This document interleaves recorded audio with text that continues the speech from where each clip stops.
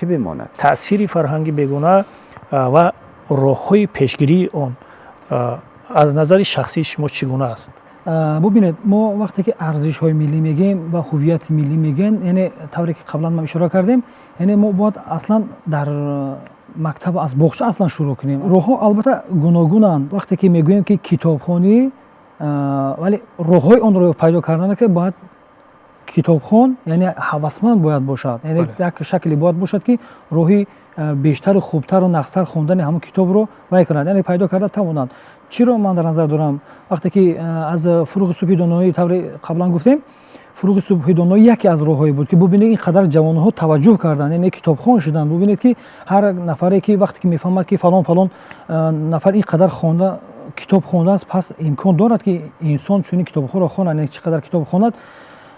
ولی ما یک نکته دیگر حتما باید گوشرس کنیم. وقتی که در خانه پدر، بابا، مادر، یعنی مادر کلان کتاب نمیخواند، چگونه ما میتوانیم که کودک رو گوییم که پسرک من که جیانک من تو کتاب خوان؟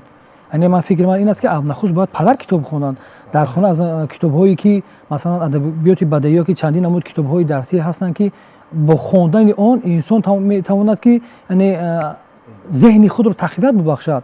یعنی از اینها باید ما توجه بیشتر داشته باشیم، استفاده کنیم. وقتی که ما کتاب‌های رو می‌خریم در خانه در کنارک میمونیم، یک گاه نیم گاه وقتی که فرصت می‌بینیم از اون ورق میزنیم کتاب میخونیم، اون خوردکک هم حتما چیکار میکند؟ عبرت میگیرد، از کتاب رو میخواند، مطالعه میکند.